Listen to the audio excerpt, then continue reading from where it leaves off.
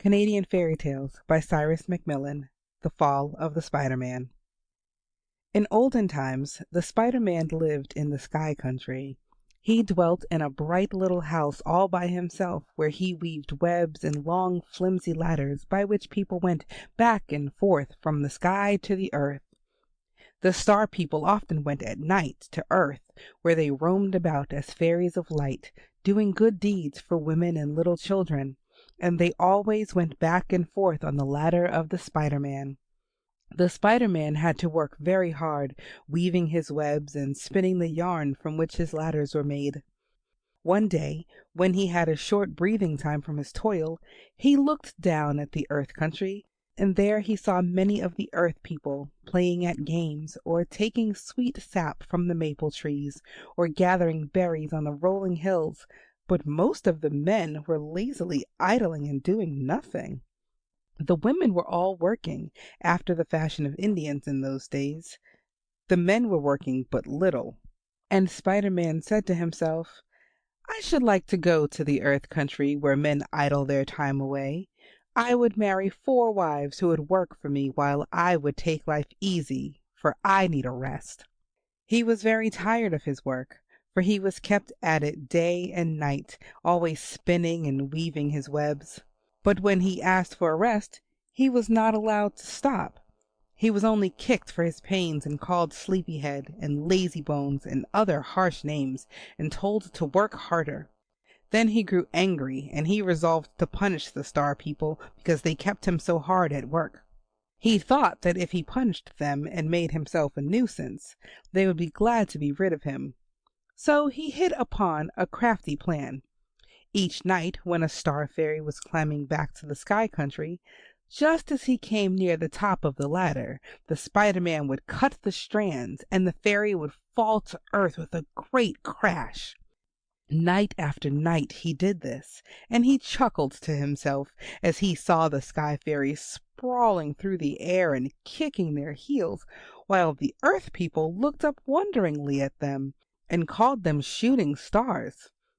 Many Star People fell to earth in this way because of the Spider-Man's tricks, and they could never get back to the Sky Country because of their broken limbs or their disfigured faces, for in the Sky Country the people all must have beautiful faces and forms. But Spider-Man's tricks brought him no good. The people would not drive him away because they needed his webs, and he was kept always at his tasks.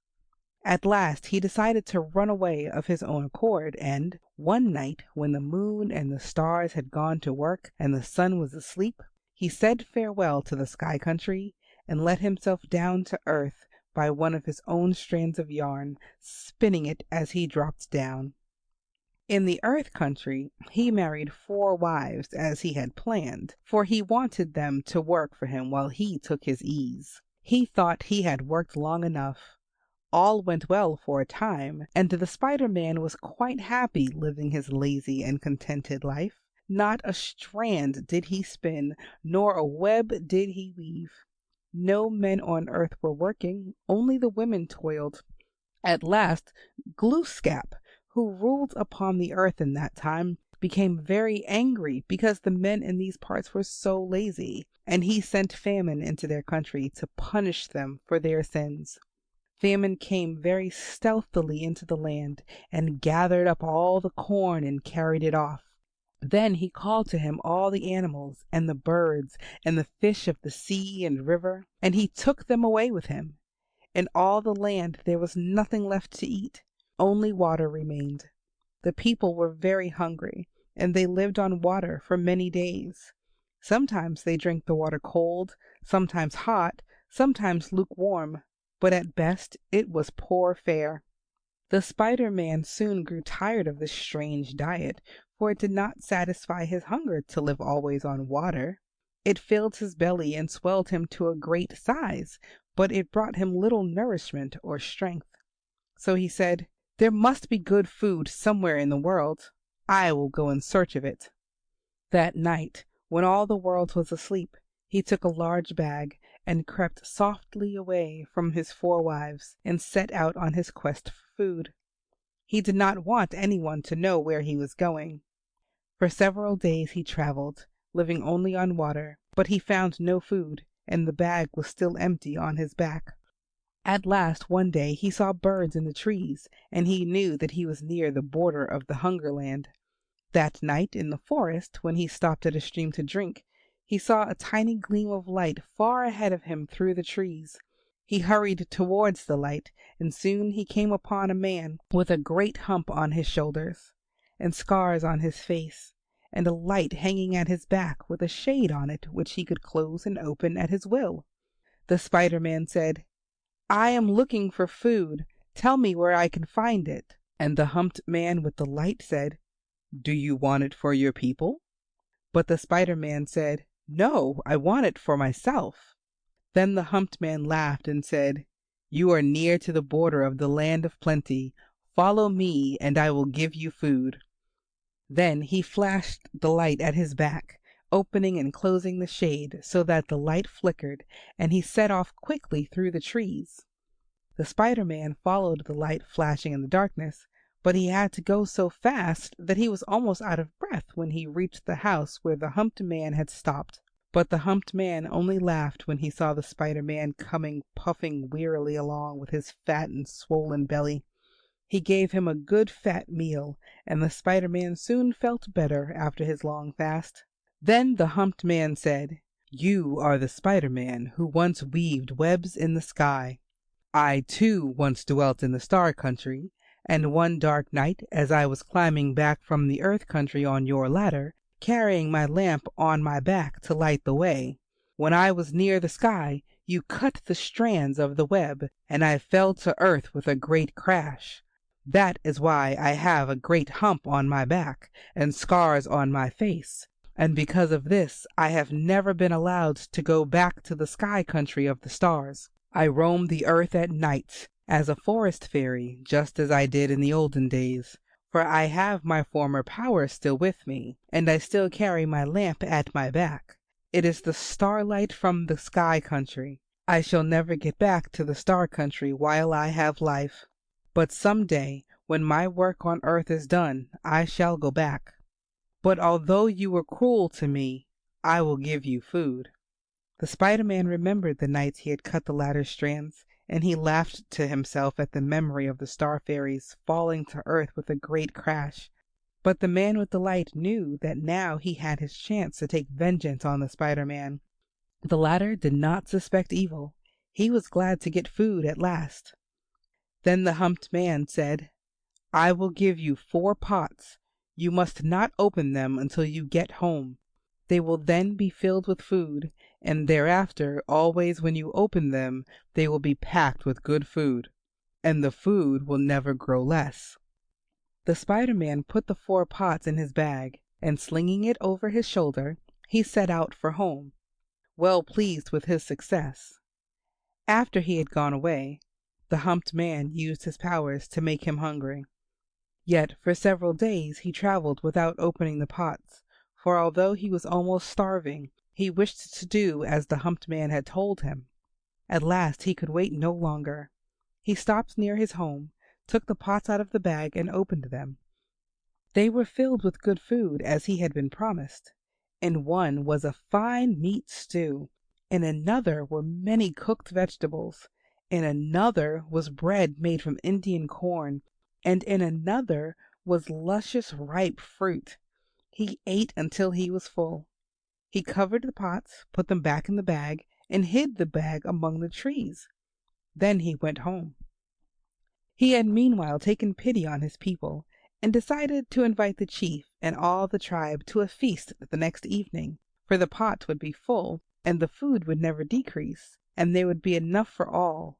He thought the people would regard him as a very wonderful man if he could supply them all with good food in their hunger. When he reached his home, his wives were very glad to see him back, and they at once brought him water, the only food they had. But he laughed them to scorn, and threw the water in their faces, and said, "Oh, foolish women, I do not want water. It is not food for a great man like me. I have had a good meal of meat stew and cornbread and cooked vegetables and luscious ripe fruit. I know where much food is to be found, but I alone know. I can find food when all others fail, for I am a great man. Go forth and invite the chief and all the people to a feast which I shall provide for them tomorrow night. A feast for all the land, for my food never grows less." They were all amazed when they heard this story, and the thought of his good meal greatly added to their hunger. But they went out and summoned all the tribe to a feast as he had told them. The next night all the people gathered for the feast, for the news of it had spread through all the land. They had taken no water that day, for they wished to eat well, and they were very hungry. They were as hungry as wild beasts in search of food. The Spider-Man was very glad because the people praised him, and he proudly brought in his bag of pots. The people all waited hungrily and eagerly, but when he uncovered the first pot, there was no food there. He uncovered the second pot, but there was no food there. He uncovered all the pots, but not a bit of food was in any of them. They were all empty, and in the bottom of each was a great gaping hole. Now it had happened in this way. When the humped man, the star fairy, had given the pots to the Spider-Man, he knew well that the Spider-Man would disobey his orders and that he would open the pots before he reached his home. He chuckled to himself, for he knew that now he could take vengeance on the web weaver who had injured him. So when the Spider-Man had left the pots among the trees, the humped man used his magic power and made holes in the pots, and the charm of the food was broken, and all the food disappeared. When the people saw the empty pots, they thought they had been purposely deceived. The remains of the food and the smell of stew and of fruit still clung to the pots. They thought the Spider-Man had eaten all the food himself. So in their great hunger and their rage and their disappointment, they fell upon him and beat him and bore him to the ground, while the humped man with the lamp at his back, hiding behind the trees, looked on and laughed in his glee. Then the people split the Spider-Man's arms to the shoulders and his legs to the thighs, so that he had 8 limbs instead of 4. And the humped man, the star fairy named Firefly, came forth from behind the trees, and standing over the fallen Spider-Man, he said, "Henceforth, because of your cruelty to the star people, you will always crawl on 8 legs, and you will have a fat, round belly because of the water you have drunk, and sometimes you will live on top of the water. But you shall always eat only flies and insects, and you will always spin downwards, but never upwards.